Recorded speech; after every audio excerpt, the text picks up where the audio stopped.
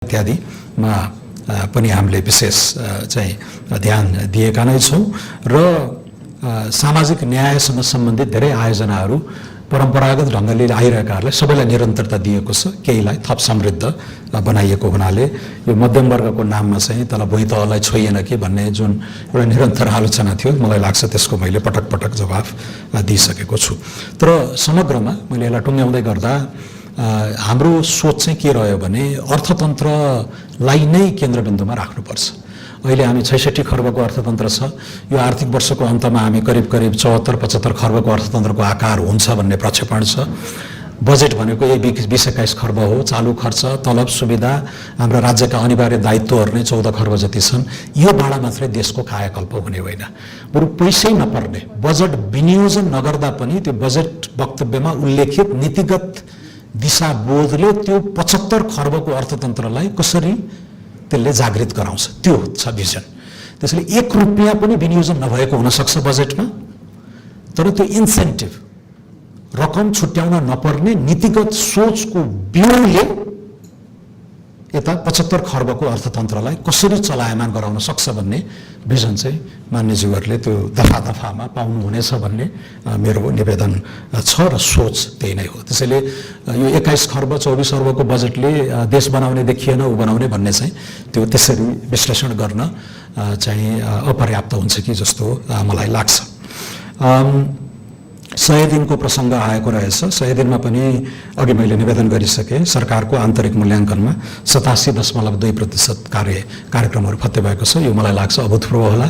आफैले मापदण्ड, एकदम जटिल मापदण्डहरू तोकेर आफै त्यसमा खरो उत्रनको लागि सरकार इमान्दार रूपमा प्रयासरत छ। केही कामहरू छन्, कति कुराहरू कानुनी कुराहरू विधेयक पेश गर्ने जस्ता कुराहरूमा त्यो हाम्रो कन्ट्रोलमा पनि नभए हुनाले त्यसलाई अलिकति एक्सपेडाइट गर्ने विषयमा हामी सचेत नै छौँ। अर्थ मन्त्रालय अन्तर्गतका सबै हामीले 100 बुँदेमा भनेका सबै कामहरू फत्ते गरिएको छ र यो उच्च स्तरीय आर्थिक सुधार सुझाव आयोग 81 को सुझाव अनुरूप 15वटा कानुन खारेज गरिएको, 83-84 को बजेट तथा कार्यक्रमसँगै अर्थ विधेयक, विनियोजन विधेयक, राष्ट्र ऋण उठाउने विधेयक लगायत अन्य विधायकी कामहरू पनि हामीले अगाडि बढाएका छौँ र वैकल्पिक विकास वित्त ऐन 2083 जारी भइसकेको छ। उत्पादनमुखी र रोजगारमूलक अर्थतन्त्र विकासका लागि बजेटमा उल्लेख्य कार्यक्रमहरू घोषणा गरिएका छन्। यसलाई मैले दोहोऱ्याइराख्न नपर्ला, मान्यज्यूहरूलाई यो थाहा नै छ। सार्वजनिक संस्थानहरूको सुधार एवं व्यवस्थापन गर्ने सन्दर्भमा गोरखकाली, हेटौडा सिमेन्ट, जनकपुर चुरोट, नेपाल मेटल कम्पनी सबैको 7वटा जति सार्वजनिक संस्थानहरूको ड्यू डिलिजेन्स अडिट प्राप्त हुने क्रममा छ। भोलि बिहान 9 बजे मैले पहिलोपटक यो सार्वजनिक सम्पत्ति, यो लगानी सम्बन्धित एउटा विशेष बैठक नै राखेर यसलाई अगाडि बढाउने चाहिँ योजना निर्धारण भइसकेको छ। डबल ट्याक्सेसन अभोइडेन्स एग्रिमेन्टहरू यसले आयकर ऐनसँग बाँच्दाखेरि केही अन्यल थियो, त्यसलाई हामीले खारेज गरेर नयाँ मोडल डिटिए बनाएका छौँ। 4वटा असाध्यै महत्त्वपूर्ण मुलुकहरू United Kingdom, United Arab Emirates, Hong Kong जस्ता मुलुकहरूसँग अब डिटिएको नेगोसिएसन अहिले चलिराखेको छ, यसलाई पनि हामी टुङ्ग्याउँछौँ। र सरकारी बैंक, पुँजी बजार र बिमा क्षेत्रका नियामकीय निकायमा खुला प्रतिस्पर्धाद्वारा सक्षम नेतृत्वको चयन प्रक्रिया पनि प्रारम्भ भएको छ। नेपाल धितोपत्र बोर्डको अध्यक्ष पनि त्यो पछिल्लो उदाहरण हो भन्ने कुरा म मान्यज्यूहरूमा निवेदन गर्न चाहन्छु। सम्पत्ति शुद्धिकरणको ग्रे लिस्टका बारेमा अघि सम्माननीय प्रधानमन्त्रीज्यूलाई पनि यो सोधिएको प्रश्न र यता अर्थसँग पनि सम्बन्धित भएर सम्पत्ति शुद्धिकरण तथा आतङ्ककारी कार्यमा वित्तीय लगानी निवारण सम्बन्धी राष्ट्रिय रणनीति तथा कार्ययोजना 2081-26 र 86 र ग्रे लिस्टबाट बाहिरिने शीघ्र सुधारात्मक क्रियाकलापहरूको विस्तृतीकरण 82 बमोजिम सम्बन्धित विभाग तथा निकायलाई समय सीमा सहित लक्ष्य तोकी सम्बद्ध निकायले प्राथमिकता राखी कार्य सम्पादन गरिरहेको छ। निर्देशक समिति र अन्तर्गतका संयन्त्र निरन्तर चलायमान रहेका छन्। पछिल्लो समीक्षालाई पनि हामीले चाहिँ सबैलाई जानकारी दिने उद्देश्यले शुक्रबार 9 बजे अर्को मिटिङ मैले राखेको छु। यसमा पनि हामी तदारुकताका साथ काम अगाडि बढाइराखेका छौँ। 81 फागुन 9 गतेदेखि मुलुक financial action task force FATF को इन्क्रिज्ड मोनिटरिङ ग्रे लिस्टमा परेकोमा पहिलो पटक तात्विक सुधारतर्फ हामी उन्मुख भएका छौँ। मैले अघिल्लो बैठकमा पनि निवेदन गरेँ, कति पनि शर्तहरू पुरा नभएको, अर्थात् कति पनि नभएको धेरै थियो। 15 वडामा 9 वडा कार्यमा त्यसलाई घटाएर हामीले 8 मा झारेका छौँ। तर सबै कुराहरू पालना भएको भन्ने त्यो सबभन्दा उच्च कोटिको क्राइटेरियामा हामी सुन्ना थियौँ। अहिले त्यसलाई 3 पुर्याइसकेका छौँ। यसरी हामी प्रगतिको बाटोमा छौँ र यसलाई एकदम उच्च प्राथमिकताका साथ हामी अगाडि बढ्ने नै छौँ। खर्चको विषयमा प्रश्न आएको थियो। खर्च बढी गर्न खोजेको छ, स्रोतको सुनिश्चितता छैन इत्यादि। मलाई लाग्छ यसबारे पनि मैले अघिल्ला बैठकहरूमा मान्यज्यूहरूलाई मैले जानकारी दिइ नै सकेको छु।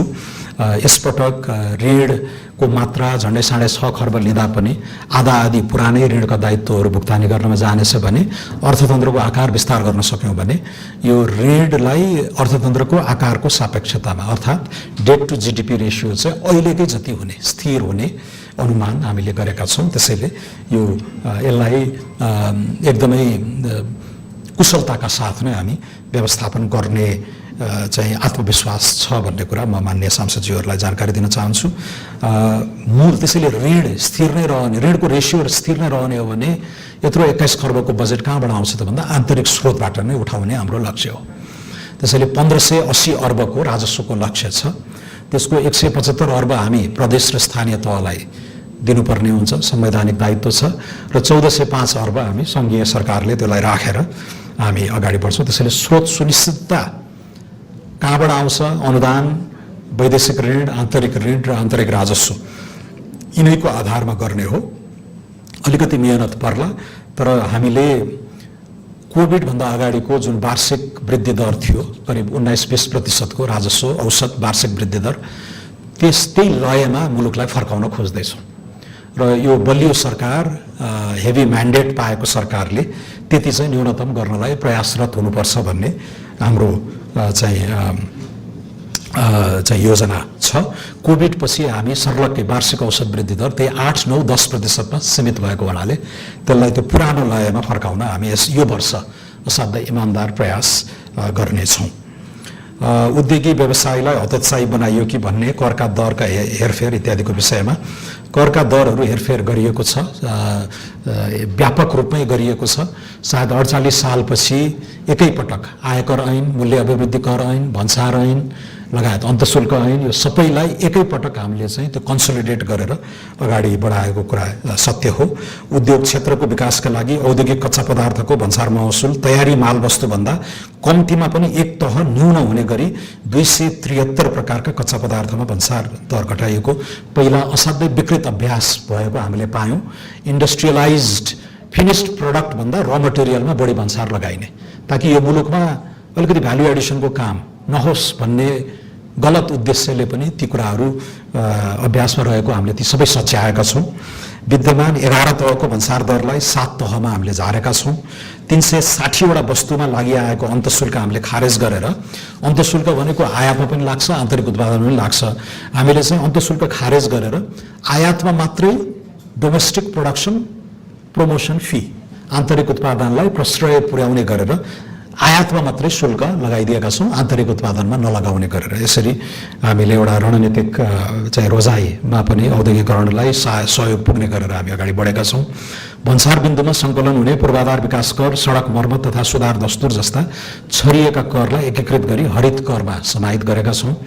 प्राकृतिक व्यक्तिको मृत्यु पश्चातको अस्वैच्छिक निसर्ग एवं निकायमा भएको स्वामित्व परिवर्तनमा आयकर ऐन 2058 को दफा 57 आकर्षित नहुने व्यवस्था गरिएको छ। यो निजी क्षेत्रको ठूलो माग रहँदै आएको थियो।